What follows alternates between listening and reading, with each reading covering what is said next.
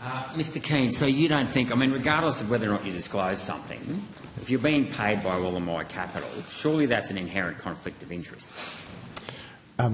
Senator, as I said, there are processes to manage pecuniary interests. They apply to senators, they apply to government officials, they apply to me as well, and I'll operate within those very strong legislative guidelines. But that doesn't answer the question. It's still a conflict of interest, is it not? No. I've declared a pecuniary interest. A pecuniary interest doesn't necessarily give rise to a conflict of interest. The operations of the firm I work with are considered by the authority. Advice is taken from Chief Legal Counsel as to whether or not a conflict could arise.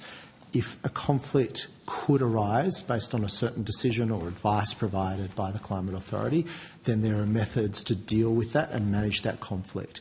So, Senator, there is a process in place to manage pecuniary interests. Should a conflict arise, then of course appropriate measures are put in place. That's common practice. They're the same ones that apply to senators, for example. Okay, so what about your relationship with lobbyists? Do you still speak with lobbyists, for example? Do you have a relationship with lobbyists? Have I spoken to lobbyists since I've started as the Climate Change Authority role? I'm not aware of any stakeholder meetings with lobbyists.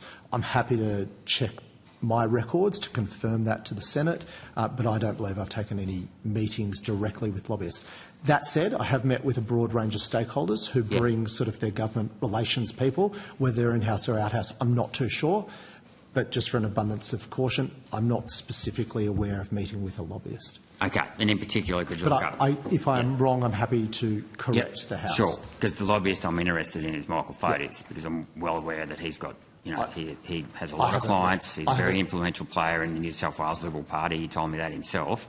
So I just want to make sure that I haven't met with Mr. There's no relationship. Okay. I'm not sure I've spoken to Mr. Fotis since I've been appointed to the role. Right. So. Okay. No worries.